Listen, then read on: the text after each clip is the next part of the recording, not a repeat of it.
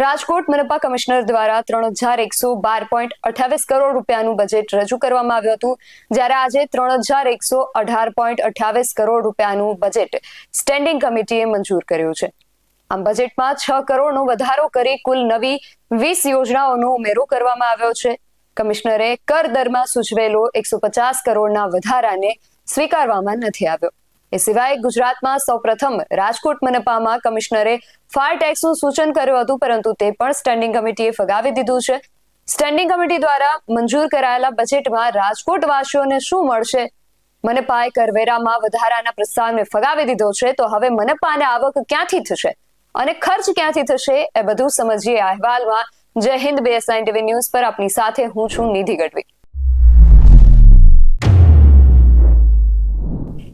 Rajkot મનપા commissioner દ્વારા જે draft budget રજૂ કરવામાં આવ્યું હતું તેમાં આ વખતે જંગી વધારો ઝીંકવામાં આવ્યો હતો. મકાનવેરામાં રહેણાંક મિલકતોમાં પ્રતિ ચોરસ મીટરમાં 4 રૂપિયાનો વધારો કરી 11ના બદલે 15 રૂપિયા કરવાની વાત હતી અને બિન રહેણાંક મિલકતોમાં પ્રતિ ચોરસ મીટરમાં 5 રૂપિયાનો વધારો કરી 25ના બદલે 30 રૂપિયા કરવાનું સૂચન હતું. જે વધારો હાલ સ્ટેન્ડિંગ કમિટીએ રદ કરી હાલનો જે જૂનો દર હતો તેને યથાવત રાખ્યો છે.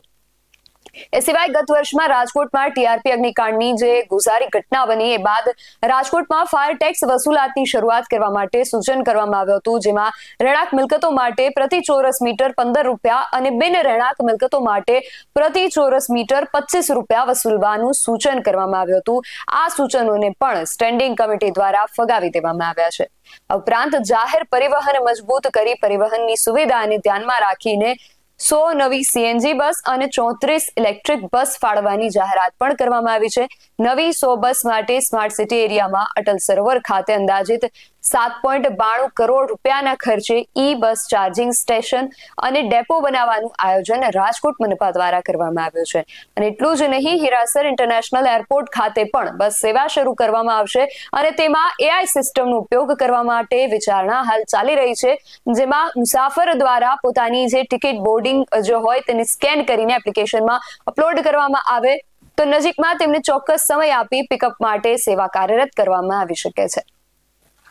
આ તકે સ્ટેન્ડિંગ કમિટીના ચેરમેને રાજકોટ મનપાના બજેટની માહિતી આપતા શું કહ્યું, પહેલા તે સાંભળીએ. આજરોજ રાજકોટ મ્યુનિસિપલ કોર્પોરેશનની સ્ટેન્ડિંગ કમિટીએ ભારતીય જનતા પાર્ટીના સૌ કોર્પોરેટરશ્રીઓની અધ્યક્ષતાની અંદર અને માનનીય ભારતીય જનતા પાર્ટીના પ્રમુખ શ્રી મુકેશભાઈ દોશીની ઉપસ્થિતિમાં આજે ભારતીય જનતા પાર્ટીના સૌ સભ્યશ્રીઓએ રાજકોટ મહાનગરપાલિકાનું નવા વર્ષનું અંદાજપત્ર આજે મંજૂર કર્યું છે.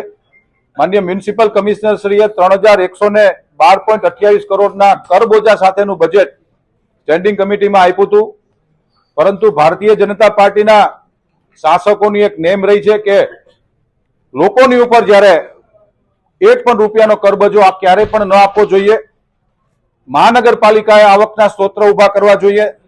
તેના ઉપર ભાર રાખીને 1 પણ રૂપિયાના કરબોજો વગર નવા નાણાકીય વર્ષની અંદર રૂપિયા 3118.7 કરોડનું એટલે કે માનનીય કમિશનરે જે 3112.28 કરોડનું બજેટ સોંપ્યું હતું એની ઉપર 6 કરોડની વધુ વિકાસ કામોની યોજનાઓને જાહેર કરીને આજે મહાનગરપાલિકા રાજકોટ શહેરનું બજેટ અમે લોકોએ મંજૂર કર્યું છે. જે કરવેરા માનનીય કમિશનર શ્રી દ્વારા સોંપવામાં આવ્યા હતા એ ભારતીય જનતા પાર્ટીના સૌ શાસકોએ આજે નામંજૂર કરીને શહેરના સર્વાંગી વિકાસ માટે 18 વોર્ડનો પેરેલલ વિકાસ થાય એના માટે આજે મહાનગરપાલિકાની સ્ટેન્ડિંગ કમિટીમાં બજેટ મંજૂર કરવામાં આવ્યું. મહત્વની અમારા માટે તમામ યોજનાઓ મહત્વની કહી શકાય, પરંતુ લોકોને સ્પર્શતી યોજનાઓની અંદર વોર્ડ વાઇઝ આરોગ્ય કેન્દ્ર, બહેનો માટે કેન્સરની વેક્સિન ફ્રી, અલગ અલગ રોડનું બ્યુટિફિકેશન ગણીએ, અલગ અલગ ઇન્ફ્રાસ્ટ્રક્ચર ગણીએ, અનેકવિધ યોજનાઓ ભારતીય જનતા પાર્ટી માટે અગત્યની છે. રાજકોટ શહેરનો સર્વાંગી વિકાસ થાય એના માટે રાજકોટ મહાનગરપાલિકા આજે સ્ટેન્ડિંગ કમિટીમાં બજેટ મંજૂર કર્યું.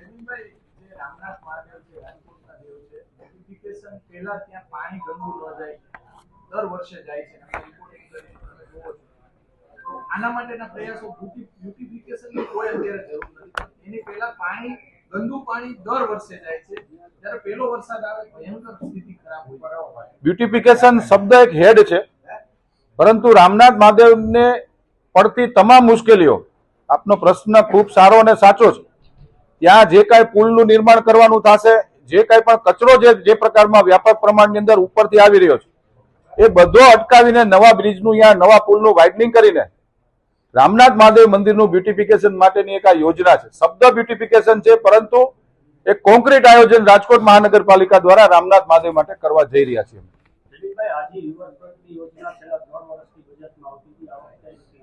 ના, ગયા વર્ષે પણ આજી રિવરફ્રન્ટની યોજના નથી લીધી, નવા નાણાકીય વર્ષમાં પણ નથી લીધી.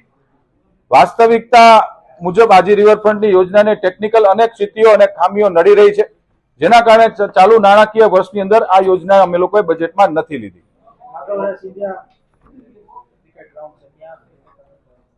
રેસકોર્સ સંકુલની અંદર માધવરાવ સિંધિયા ક્રિકેટ સ્ટેડિયમને કોમર્શિયલ દરે હવે મ્યુઝિકલ ઇવેન્ટ માટે, સ્પોર્ટ્સ એક્ટિવિટી માટે, નવરાત્રી માટે આ ગ્રાઉન્ડમાંથી રેન્ટ ઉપર આપી અને આવક ઉભી કરવાના પણ સ્તોત્ર અમે લોકો નવા વર્ષમાં યોજના જાહેર કરી.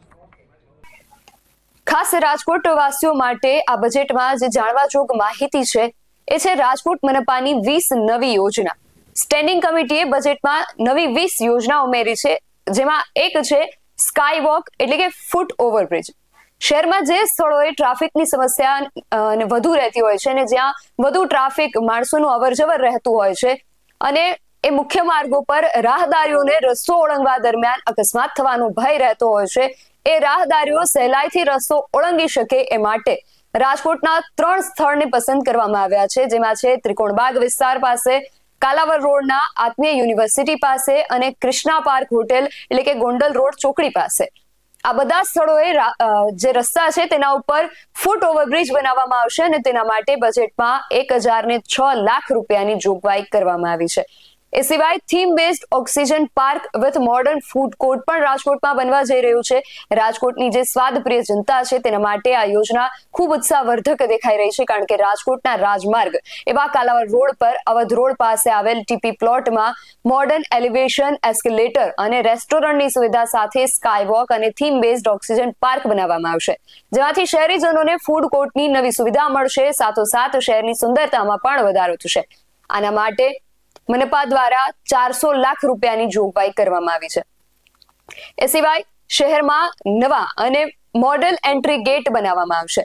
બહારથી આવતા લોકોને આમ ખબર પડવી જોઈએ કે અહીંયાથી રંગીલા રાજકોટની હદની શરૂઆત થઈ રહી છે, માટે રાજકોટ શહેરની હદ શરૂ થાય તે જગ્યાએ પ્રવેશ માર્ગો એટલે કે કાલાવડ રોડ, ગોંડલ ચોકડી અને ગ્રીનલેન્ડ ચોક, માધાપર ચોક, SRP કેમ્પ પાસે, બેડી ચોકડી પાસે આ બધા મુખ્ય માર્ગો પર શહેરની આગવી ઓળખ સ્વરૂપે થીમ બેઝડ મોડલ પ્રવેશ દ્વારો બનાવી બ્યુટિફિકેશન કરવામાં આવશે અને આના માટે 500 લાખ એટલે કે 5 કરોડ રૂપિયાની જોગવાઈ કરવામાં આવી છે. એ સિવાય રાજકોટની ગૃહિણીઓ માટે જે સારા સમાચાર આ બજેટમાંથી સામે આવી રહ્યા છે એ છે નવી શાક માર્કેટ. શહેરની વધતી જતી વસ્તી અને વિસ્તારને ધ્યાને લઈને શહેરમાં વધુ 3 નવી શાક માર્કેટ બનાવવામાં આવશે, જેમાં સેન્ટ્રલ ઝોનમાં રેલનગર વિસ્તારમાં, વેસ્ટ ઝોનમાં લક્ષ્મીનગર વિસ્તારમાં અને ઈસ્ટ ઝોનમાં વોર્ડ નંબર 4 ના સેટેલાઇટ ચોક પાસે નવી શાક માર્કેટ બનાવવામાં આવશે અને આ માટે 300 લાખ રૂપિયાની જોગવાઈ કરવામાં આવી છે. અને સાથે સાથે 2 શાક માર્કેટનું નવીનીકરણ કરવાનું પણ આયોજન કરવામાં આવ્યું છે. જુવેલી શાક માર્કેટ શહેરની મધ્યમાં આવેલું સૌથી જૂનું શાક માર્કેટ છે, જે મોટી સંખ્યામાં લોકોની અવરજવર ધરાવે છે, માટે શહેરીજનોની સુવિધામાં વધારો કરવા માટે પાર્કિંગ સુવિધા, ટ્રાફિક, એલિવેશન, વેન્ટિલેશન, મોડર્નાઇઝેશન સહિતની અદ્યતન સુવિધાઓને ધ્યાનમાં લઈને જુવેલી શાક માર્કેટ અને કનકનગર શાક માર્કેટનું નવીનીકરણ કરવામાં આવશે અને આ માટે 650 લાખ રૂપિયાની જોગવાઈ કરવામાં આવી છે. એ સિવાય વોર્ડ નંબર 4 માં શાક માર્કેટ સિવાય ભગવતીપરામાં નવી હાઈસ્કૂલના કમ્પાઉન્ડમાં રમતગમતની સુવિધાઓ વધારવામાં આવશે. રાજકોટના વોર્ડ નંબર 4 માં ભગવતીપરા વિસ્તારમાં નવી હાઈસ્કૂલમાં અભ્યાસ કરતા વિદ્યાર્થીઓમાં ચપળતા, શારીરિક સૌષ્ઠવની સાથોસાથ ખેલદિલી જેવા ગુણોનો પણ વિકાસ થાય એ હેતુથી હાઈસ્કૂલના પરિસરમાં રમતગમતની સુવિધા ઊભી કરવામાં આવશે અને આ માટે બજેટની અંદર 100 લાખ રૂપિયા એટલે કે 1 કરોડ રૂપિયાની જોગવાઈ કરવામાં આવી છે. એ સિવાય શ્રી રામનાથ મહાદેવ મંદિરના બ્યુટિફિકેશન કરવા માટે પણ આયોજન કરવામાં આવ્યું છે. રાજકોટ વાસીઓનું તો છે જ, એ સિવાય પણ લાખો શ્રદ્ધાળુઓની આસ્થાનું કેન્દ્ર એવું શ્રી રામનાથ મહાદેવ મંદિર પરિસરની સ્વચ્છતાની જાળવણી માટે રામનાથ કોરિડોર ડેવલપમેન્ટ આ થકી મંદિર પરિસરનું બ્યુટિફિકેશન કરવામાં આવશે, જેમાં ગંદા પાણી માટે પણ યોગ્ય વ્યવસ્થા કરવાની વાત કરવામાં આવી છે અને આ માટે 250 લાખ રૂપિયાની જોગવાઈ કરવામાં આવી છે. એ સિવાય વોર્ડ નંબર 4 ને હજુ પણ જે પ્રાધાન્ય મળ્યું છે એ છે ટીપી રોડ પર ડ્રેનેજનું કામ પૂર્ણ કરી મેટલિંગ કામ કરવાનું.